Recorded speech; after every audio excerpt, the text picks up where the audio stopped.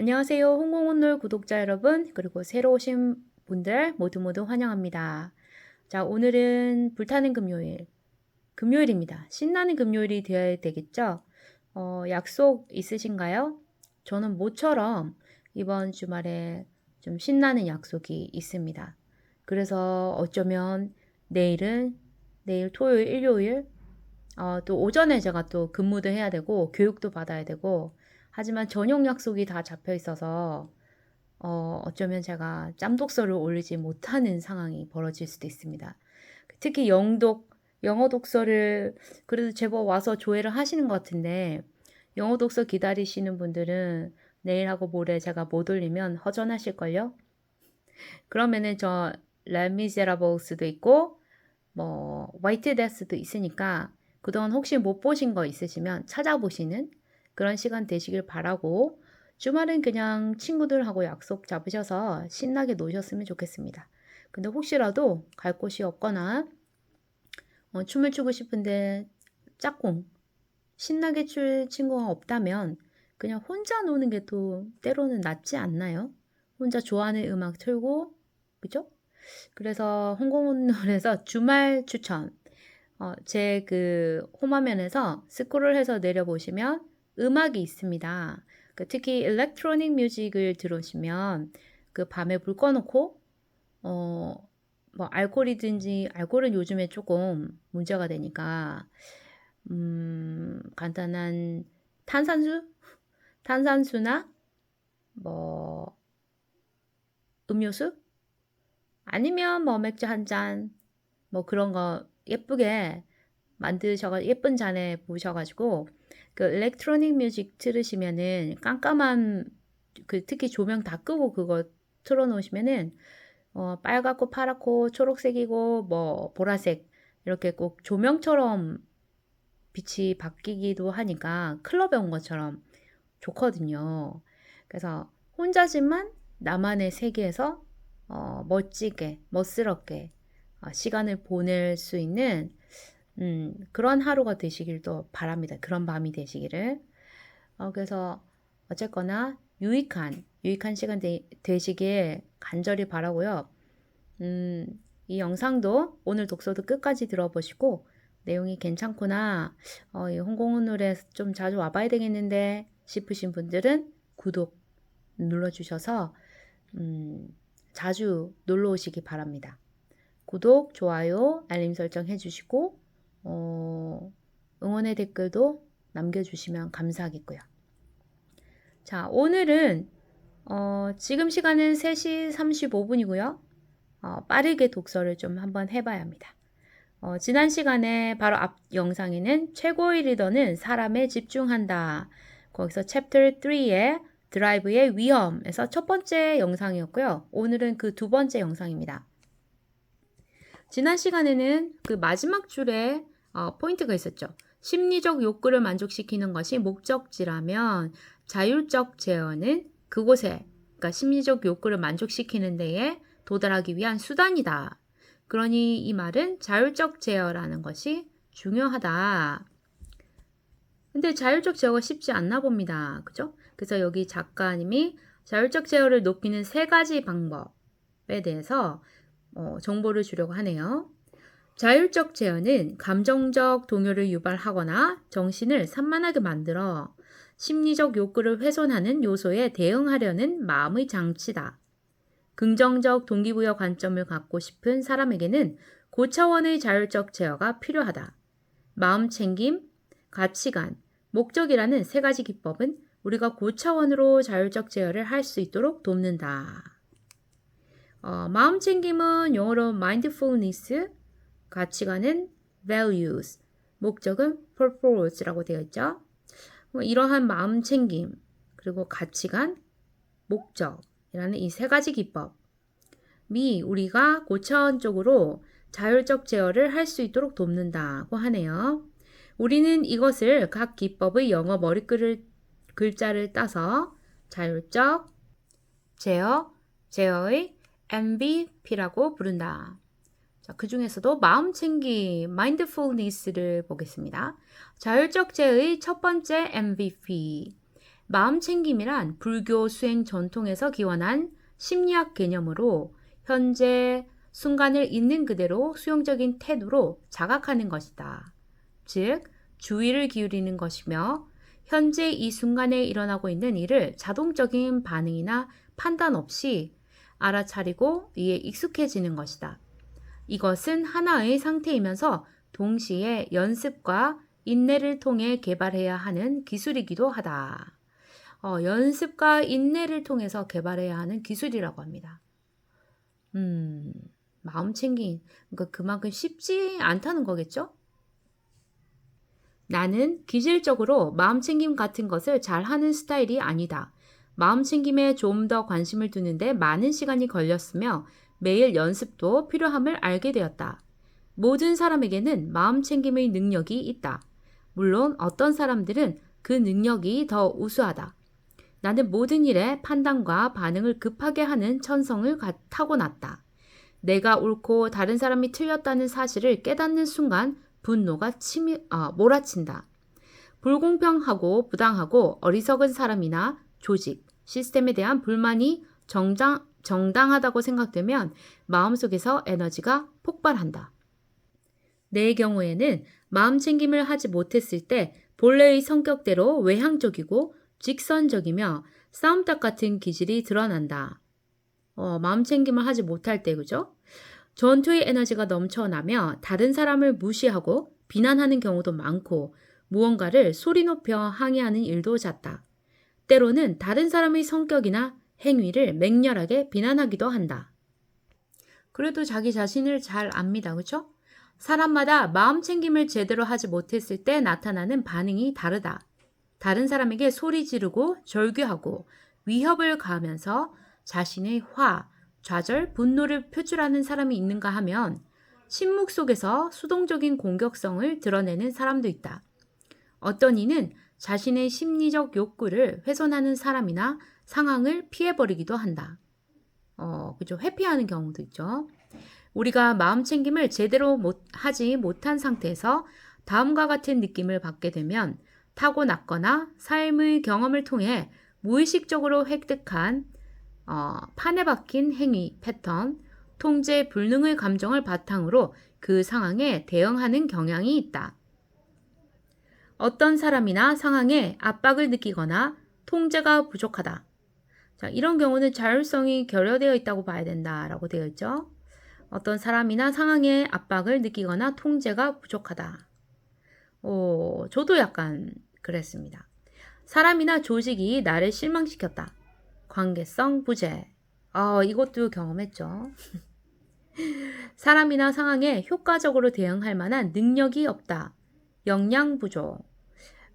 이거는 그렇지 않은데, 그래도 결과적으로 그들을 떠났으니까, 대응할 만한 능력이 없다로 보는 게 더 낫겠네요. 근데 지금은 그럴 수는 있지만, 우리가 왜 그러잖아요. 똥이 무서워서 피하냐, 더러워서 피하지. 그런 식으로 그냥 해석하면 될 것 같습니다. 이 책을 해석한다는 게 아니라, 제가 이제 반응 보였던 거, 제 반응을 그렇게 해석하면 된다고요. 하지만 마음 챙김을 하게 되면 당신의 관점을 가리는 심리적 필터, 자기중심적인 생각, 과거의 습관에서 벗어나 참된 실체를 보는 눈을 갖게 된다. 마음 챙김이 그래서 중요하죠. 당신의 관점을 가리는 심리적 필터, 자기중심적인 생각, 과거의 습관에서 벗어나 참된 실체를 보는 눈을 갖게 된다. 좋네요. 사람들이 자신의 행위를 통제하지 못할 때 마음 챙김의 부재로 인한 저차원의 자율적 제어가 나타난다. 그 결과 다음 세 가지의 부정적 동기부여 관점 중 어느 하나가 그들을 지배하게 된다. 1. 무관심. 세심한 사고나 의식적인 선택의 과정을 거치지 않고 혼란스러운 상태에서 참여를 거부한다. 어떤 활동에 가치나 의미를 부여하지 못한다. 그런 세 가지 부정적인 동기부여 관점 중 어느 하나가 그것들을 지배하는데 그 중에 하나가 무관심이다. 그죠? 그 다음 외부. 자신의 자신이 행사하는 권력을 즐기고 다른 사람보다 우월한 위치를 차지하는 데서 활력을 얻으며 외부적 보상이나 인센티브의 통제를 받는다. 그렇죠. 이게 저차원의 자율적 제어라는 겁니다. 내용을 보면 자발적이지 않죠. 전혀. 3. 강요. 다른 선택의 여지가 없다. 주어진 상황에 대응하기 위해서는 오직 하나의 길만 있을 뿐이라고 느낀다. 아이러니하게도 부정적 에너지는 중독성이 있다. 이런 무관심, 외부로부터의 관여, 강요 이런 것들이 중독성이 있다고 하네요. 반면 고갈되기도 쉽다. 스스로 옳다는 생각에서 오는 분노, 불타오르는 화, 치열한 경쟁에서 남을 물리칠 때의 흥분이 생성하는 아드레날린은 정크푸드와 비슷한 에너지를 만들어낸다. 수동적인 공격성이나 조용한 참여 거부를 통해 그 에너지를 내적으로 표현하든 좌절이나 성급함 같은 감정으로 외적으로 드러내든 문제의 소지는 피할 수 없다. 즉 부정적인 에너지를 유지할 수 있는 유일한 방법은 부정적 상황을 유발한 처음의 대상을 향해 화내고 분노하고 실망한 상태를 지속하는 것이다. 다시 말해 부정적 에너지를 유지하기 위해서는 부정적 에너지를 계속 공급받아야 한다. 하지만 사람은 절대 그런 식으로 살 수 없다. 그죠? 부정적인 에너지를 계속 어떻게 공급받겠습니까? 미치고 폴짝 뛰겠죠? 마음 챙김을 시도하는 사람들은 부정적 동기부여 관점에서 발생하는 에너지가 긍정적 동기부여 관점의 에너지보다 얼마나 취약한지 깨닫게 된다. 마음 챙김과 ARC, 그죠? 관계성, 자율성, 관계성, 역량 이런 거죠. 직접 연결되어 있다. 마음 챙김이 그러한 고차원적인 자율적 제어와 연결이 되어 있다고 합니다. 어떤 사람이 마음 챙김을 할 때 발휘되는 고차원의 자율적 제어는 그의 동기부여 관점과 대단히 깊은 연관성을 지닌다. 마음 챙김 분야에서 가장 권위 있는 학자 커크 워런 브라운은 마음 챙김이 심리적 욕구의 경험에 직접 관련된다는 논문을 발표했다. 마음 챙김을 하는 사람들은 반드시 ARC를 경험하게 되어 있다. 신경과학적으로 마음 챙김을 분석한 자료를 보면 매우 놀랍다. 뇌검사를 해보면 마음 챙김을 행했을 때와 ARC가 충족되었을 때 뇌의 동일한 부분이 활성화된다는 사실을 알 수 있다. 이는 마음 챙김을 할수록 심리적 욕구가 충족될 가능성이 크다는 뜻이다.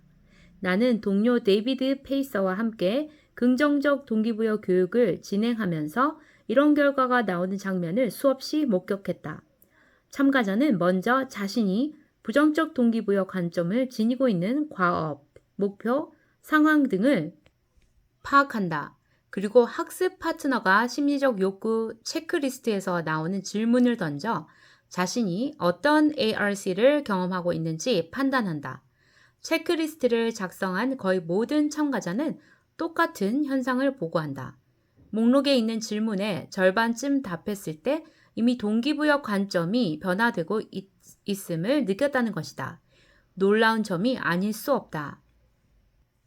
위협적이지 않은 방식으로 차분하게 제시된 질문은 참가자들이 스스로 마음 챙김을 하도록 이끈다. 그리고 그들은 문득 깨닫는다. 선택은 바로 내가 한다. 나는 이 목표와 연관된 가치관을 가지고 있다. 내게는 이 상황을 통해 목적을 달성할 기회가 있다. 우리는 마음 챙김을 통해 성장과 자유를 향한 크나큰 기회를 경험한다. 당신에게 일어나고 있는 일과 그 일에 대한 당신의 반응 사이에는 공간이 존재한다. 마음 챙김이 바로 그 공간이다. 당신은 그곳에서 눈앞에 닥친 상황에 어떻게 대응해야 할지 선택할 수 있다. 누구나 마음 챙김을 통해 고도의 자율성을 경험한다. 사안의 본질과 상관없는 과거의 경험이 빚어낸 왜곡되고 독선적인 태도에서 자유로워질 수 있기 때문이다. 또 마음 챙김의 상태에서는 더 강력한 관계성을 느낀다. 이기적인 해석이나 선입견을 배제하고 다른 사람에게 진정으로 관심을 가질 수 있기 때문이다. 마음 챙김은 역량을 향상하는 역할도 한다. 반사적인 행동 대신 적절한 선택을 끌어내며 어떤 상황이든 더욱 잘 이해하고 정통하게 만들어준다. 편견의 늪에 빠진 채로 현실을 바라보면 그 현실에 대응하기 위해 선택의 범위를 스스로 줄이는 결과를 초래한다. 그렇죠. 자, 가치관. 자율적 제어의 두 번째 MVP. 마음 챙김에 이어서 가치관이 자율적 제어의 두 번째 필요 요소라고 하죠. 가치관은 무엇이 좋고 나쁘다고 판단하는 계획적, 인지적 기준이다. 또 사람이 일을 하고 삶을 영위하기 위해 지침으로 받아들인 지속적인 신념이다. 가치관은 고차원의 자율적 제어의 중심에 놓여 있는 개념이다. 그러나 이래서 자신의 가치관을 고민해 본 사람이 거의 없다는 사실은 매우 아이러니하다. 회사 복도에서 만난 아무 직원에게나 회사의 가치관, 목적, 강령에 관해 물으면 대부분 비슷한 대답을 한다. 오늘날 기업의 가치관을 널리 홍보하는 일은 이미 비즈니스의 관행으로 굳어졌다. 바람직한 현상이다. 하지만 이것만으로는 충분하지 않다. 개별 직원들도 업무와 관련된 개인적인 가치관과 목적을 파악하여 개발하고 명시하고 선언하며 운용해야 한다. 자신이 조직의 가치관과 어떻게 연계되는지를 분명히 판단해야 한다. 확실한 가치관을 지닌 직원들은 직장에서 불가피하게 맞닥뜨리는 여러 가지 요구와 도전에도 고차원의 자율적 제어를 할 가능성이 크다. 하지만 여기에도 문제가 있다. 무엇보다 그들의 가치관은 스스로 개발한 가치관이어야 한다는 사실이다.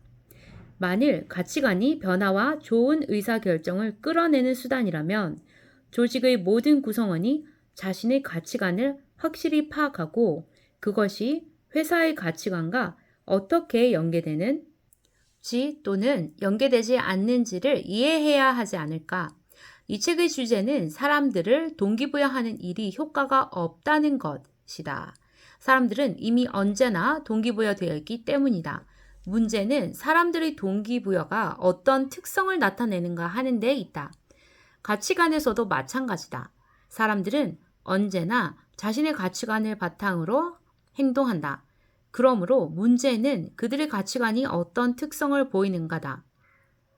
당신 자신과 직원들은 일에 대한 가치관을 개발하는 데 시간을 투자할 가치가 있다. 개발한 가치관을 당면한 과업, 목표, 상황에 적절히 연결하면 부정적 동기부여 관점을 긍정적 관점으로 변화시킬 수 있다. 개발한 가치관은 여러 대안 중에서 각 대안이 어떤 결과를 불러올지 이해하면서 자유롭게 선택하고 오래도록 간직하며 늘 행위의 원천으로 작용한다. 흥미로운 점은 가치관을 개발하는 일 자체가 마음챙김의 과정이며 이를 통해 당사자뿐만 아니라 다른 사람들의 발전도 추구하게 된다는 사실이다. 개발한 가치관을 바탕으로 행동하면 심리적 욕구를 만족시키는데 도움이 된다. 직원들의 동기부여 관점을 긍정적 관점으로 이끌기 위해서는 그들이 부여된 업무, 목표, 프로젝트를 개발한 가치관과 연결함으로써 자율적 제어를 발휘할 수 있도록 도와야 한다. 그러기 위해서는 먼저 직원들이 가치관을 개발할 필요가 있으며 동시에 당신이 그들에게 역할 모델이 되어야 한다. 여기가 좀 중요한 포인트인 것 같습니다. 개발한 가치관을 여러 대안 중에서 각 대안이 어떤 결과를 불러올지 이해하면서 자유롭게 선택하고 오랫도록 간직하며 늘 행위의 원천으로 작용한다. 그렇기 때문에 가치관이 중요하다라는 거죠. 자, 자율적 제어의 세 번째 MVP. 첫 번째는 마음챙김이었고 두 번째는 가치관. 그죠? 세 번째인 목적이죠. 목적은 어떤 행동을 하는 심오하고 의미 있는 이유다. 당신의 행동에 사회적 의의가 포함되어 있을 때 그 행동의 목적은 고결한 의지와 더불어 작용한다. 컨설턴트이자 작가인 찰스 가필드 박사는 샌프란시스코 오클랜드 베이 다리를 건너 일터로 향하는 길이었다. 다리 통행료를 받는 톨게이트에 진입하는 순간 요금소 안에서 음악 소리가 크게 들려왔다. 돈을 내려고 창문을 내리자 통행료 징수원 하나가 신나게 춤을 추는 모습이 눈에 들어왔다. 지금 파티 중이에요. 젊은이가 말했다. 가필드 박사는 어느 때보다 즐거운 마음으로 그 자리를 떠났다. 그리고 방금 최고의 통행료 징수원을 만났다는 사실을 깨달았다. 가필드 박사는 호기심이 생겨 그가 어떤 사람인지 알아보았다. 그 젊은이는 댄서가 되는 것을 인생의 목표로 삼고 있었다. 그의 동료들은 요금소를 세워놓은 관이라고 불렀지만 그는 그곳을 춤을 추는 무대로 업무 시간을 춤을 연습할 수 있는 기회로 받아들였다. 아까 여기서 언급했죠? 돈을 내려고 창문을 내리자 통행료 징수원 하나가 신나게 춤을 추는 모습이 눈에 들어왔다고 했습니다. 그죠? 그러니까 이렇게 춤을 추니까 그냥 업무 시간을 춤을 연습할 수 있는 기회로 받아들고 그곳을 춤을 추는 무대라고 그냥 생각했다는 겁니다. 그는 일에 대한 나름대로의 철학을 개발했고 자신의 꿈에 다가설 수 있는 환경을 창조했으며 덤으로 그가 봉사하는 고객들을 즐겁게 만들어 주기도 했다. 최고 성과자들에 대한 연구 결과를 보면 성공을 하고 이를 유지하는 사람들은 보통 사람들과 다른 무엇인가가 있다는 우리의 생각에 확신을 하게 된다. 최고 성과자들은 목표 지향적이 아니다. 그들은 가치를 기반으로 행동하며 고결한 목적에 따라 살아간다. 드라이브의 위험성은 사람들을 진정으로 춤추게 하지 못한다는 데 있다. 의미 있는 목적을 지닌 사람은 업무의 목표를 이루거나 초과 달성할 가능성이 크다. 그래서 목적이 중요하다고 하나 봅니다. 그죠? 만일 가필드 박사가 만났던 통행료 징수원이 춤을 연습하는 것에만 집중한 나머지 요금을 제대로 거두지 못해 다리 위에 차들이 길게 늘어서게 했다면 그의 상사는 그런 일이 발생한 이유를 금방 알았을 것이다. 그가 지닌 일터에서의 직무, 가치관, 목적이 서로 일치하지 않았기 때문이다. 하지만 이 젊은이는 관리자의 목표와 자신의 개인적 목표를 동시에 달성했다. 자신의 가치관과 비전을 명확히 파악하고 이를 회사가 선언한 가치관, 비전과 적절히 통합하는 직원은 목적을 바탕으로 살고 일하고 춤추게 될 것이다. 그렇다면 제가 지난 영상에서 회사에 비전이 없어서 제가 그만뒀다 했는데 제가 조금 한 단계 더 고차원적으로 생각해서 다른 그 회사를 통해서 또 다른 나의 꿈이 있다면 꿈을 실현하는 방법을 찾았어도 되는 거였어요. 그죠? 예를 들면 동료한테 배울 수도 있고 근데 뭐 시간상 그런 기술을 받기가 힘들었어요. 그래서 일단은 퇴사한 거는 잘한 걸로. 자, 그죠? 자신의 가치관과 비전을 명확히 파악하고 가치관을 알고 비전을 명확히 파악해야 된다는 거죠. 자기 자신을 알아야 되는 거죠. 이를 회사가 선언한 가치관, 비전과 적절히 통합하는 그러한 직원은 목적을 바탕으로 살고 일하고 춤추게 될 것이다. 좋은 결과가 있을 것이다. 이런 말이죠. 대부분 기업은 비전이나 사명과 관련한 강령을 가지고 있다. 하지만 업무와 연관해서 자신의 고유한 강령을 가진 직원은 많지 않다. 맞죠? 이는 소중한 기회를 놓치는 안타까운 일이다. 고결한 목적 없이 어떻게 직원들을 홍수처럼 쏟아지는 정크푸드의 유혹에서 벗어나게 할 수 있을까?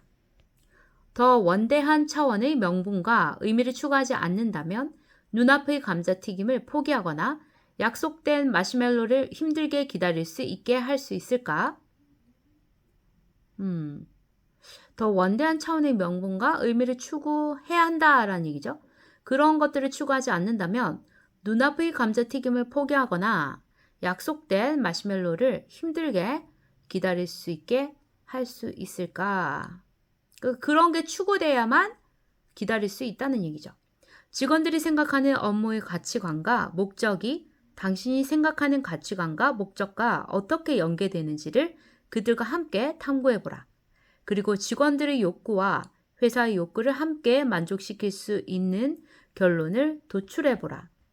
고결한 목적을 바탕으로 행동한다는 것은 그 사람의 자율적 제어가 고차원적이라는 사실을 의미한다. 고결한 목적을 바탕으로 행동한다는 것. 그 사람의 자율적 제어가 고차원적이라는 사실을 의미한다. 그러니까 목적이 바탕으로 되어야 된다고 그 목적을 바탕으로 행동해야 한다는 거죠. 부정적 동기부여에 드라이브되다. 중동과 아프리카에서 온 300여 명의 제약회사 영업사원들은 아이패드 미니를 차지하기 위해 열띤 경쟁을 벌였다. 참가 방법은 간단했다. 먼저 모두가 자리에서 일어난다. 내가 동전을 던지면 동전이 공중에 떠 있는 동안 앞면 또는 뒷면이라고 각자 소리를 지른다. 틀린 사람은 자리에 앉고 맞춘 사람은 계속 서서 다음 라운드에 참가한다. 한 사람만 남을 때까지 이런 식으로 라운드가 계속된다. 그리고 그 사람에게 아이패드 미니가 돌아간다. 이건 약간 운과 관련된 거 아닌가요? 우승자는 이집트에서 온 모하메단이었다. 그는 아이패드 미니를 받게 되었다는 사실에 몹시 흥분한 나머지 무대로 뛰어올라 아이패드와 내 마이크를 함께 가져가려고 할 정도였다. 알고 보니 그는 낮에 제약회사 영업사원으로 근무하고 밤에는 가수로 일하고 있었다. 그는 아랍어로 노래를 하기 시작했다. 갑자기 300명의 청중이 모두 자리에서 일어나 노래를 따라 불렀다. 그가 한 소절을 부르면 청중이 같은 소절을 반복했다. 굉장한 장면이었다. 장내의 흥분이 가라앉은 다음 나는 동기부여 스펙트럼에 대한 강의를 시작했다. 스펙트럼 그래프의 가로축에 해당하는 심리적 욕구를 설명하면서 자율성, 관계성, 역량의 욕구가 만족되면 문화, 종교, 인종, 성별, 세대를 가리지 않고 긍정적이고 지속적인 에너지와 활력, 행복감을 느낄 수 있다고 말했다. 또 세로축에 놓인 자율적 제어에 대해서도 함께 공부했다. 마음챙김, 가치관, 목적이라는 MVP를 이용해서 부정적 동기부여 관점을 긍정적 동기부여 관점으로 변화시키는 방법을 연습하기도 했다. 그날 오후까지는 모든 일이 순조롭게 흘러갔다. 그런데 그 지역 책임자가 내게 다가와 뜻밖의 말을 꺼냈다. 수전, 문제가 생겼어요. 모하메단이 속임수를 썼어요. 속임수라니 무슨 말씀인가요?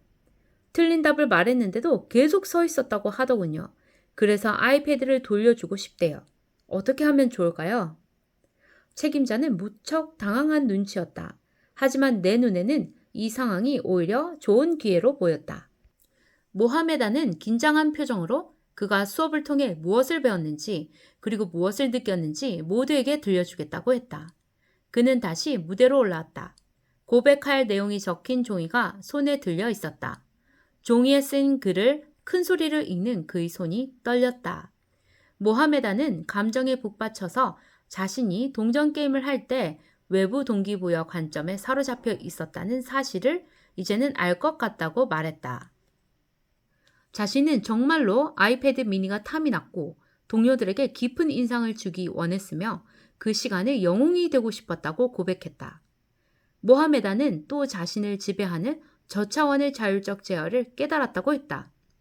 회사와 자신이 함께 추구하는 정직과 진실의 가치에 맞춰 살지 못했다는 점도 시인했다. 아이패드 미니를 받았지만 놀랍게도 매우 비참한 심정을 경험했다고 고백했다. 그 이유는 속임수를 통해 게임에서 이기는 행위가 자율성, 관계성, 역량 같은 자신의 심리적 욕구를 만족시키지 못했기 때문이라고 털어놓았다. 그는 다른 사람을 위해 아이패드를 반납하겠다고 했다. 그리고 놀라운 일이 일어났다. 300명의 청중이 다시 일어서서 환호성을 질렀다. 하지만 그 이유는 아까와 달랐다. 이번에는 사람들이 눈물을 흘렸다. 나도 그 중 하나였다. 그 방에 있던 수백 명의 사람들은 모하메단이 만들어낸 긍정적인 파급 효과와 고차원의 에너지, 활력, 행복감을 경험하고 있었다. 동기부여가 하나의 기술이라는 점을 아름답게 입증한 순간이었다. 그렇죠. 드라이브는 위험하다. 나는 이 장을 통해 드라이브가 위험하다는 것을 설명했다. 자율성, 관계성, 역량의 심리적 욕구를 해치고 동기부여의 우수성과 지속성을 훼손하는 외부 동기부여를 생성하기 때문이다. 외부 동기부여를 불러일으키는 드라이브의 요인은 돈, 인센티브, 화려한 사무실, 직책 같은 유형적인 요소부터 인정, 지위, 수치, 공포 등 무형적인 요소까지 다양하다. 직원들이 외부 동기부여 관점을 유발하는 요소들에 초점을 맞추게 되면 그 요소 또는 그 요소를 드라이브한 사람에 의해 통제를 받는 상황에 빠진다. 그리고 자신도 모르는 사이에 자율성을 상실한다. 직원들은 결국 자율성을 훼손하는 억압적인 분위기를 조성한 리더를 원망하게 된다. 그들은 결과지향적인 관리자를 자기 자신의 이익만 생각하는 사람으로 여긴다. 또한 그런 관리자는 직원들을 매우 조건적으로 지원한다고 생각한다. 만일 내가 하라는 대로 한다면 보상을 해주겠다는 방식 말이다. 조건이 있는 지원은 관계성을 저해하기 마련이다. 직원들에게 압력과 긴장을 가해 결과를 드라이브하는 행위는 창의성과 집중력을 가로막으며 자신이 환경에 적절하고 효과적으로 적응하지 못한다는 느낌이 들게 해 결국 역량의 욕구를 해친다. 고차원의 자율적 제어와 고차원의 심리적 욕구 경험 사이에는 직접적인 연관성이 있다. 우리는 심리적 욕구, ARC를 훼손하는 드라이브의 요소들을 마음챙김, 가치관, 목적이라는 고차원의 자율적 제어, MVP를 이용해서 대응할 수 있다. 직원들이 발전해 나갈 때 리더는 드라이브 할 필요가 없다. 다음 4장에서는 비즈니스 현장에서 통용되는 잘못된 믿음들과 그 믿음이 어떻게 변해야 하는지에 대하여 이야기한다. 네, 어떠셨나요? 자율적 제어를 통해서 심리적 만족을 얻고 또 드라이브라는 위험한 그런 함정에 빠지지 않기 위해서는 그죠? 목적, 마음챙김, 가치관, 목적이라는 고차원의 자율적 제어를 갖춰야 한다는 거죠. 그리고 이렇게 되면 직원들이 발전해 나갈 것이고 리더는 아무런 드라이브를 할 필요가 없다는 거죠. 그 다음 장의 비즈니스 현장에서 그 사례들, 잘못된 믿음들과 그 믿음이 어떻게 변해야 하는지에 대해서도 알려준다고 하네요. 그런 사례를 통해서 보면은 조금 더 이해가 쉬울 것 같습니다. 오늘 독서는 여기까지 하고요. 그럼 저는 또 영어 독서 준비하러 가겠습니다. 자, 최고의 리더는 사람에 집중한다. 이 책이 조금 와 닿았는지 모르겠습니다만 저는 좋습니다. 그리고 마음챙김이나 그런 목적, 가치관 그런 것에 좀 더 집중해야 한다라는 것도 한 번 더 강조를 함으로써 내 마음이나 머릿속에 이렇게 안착이 되는 것 같고요.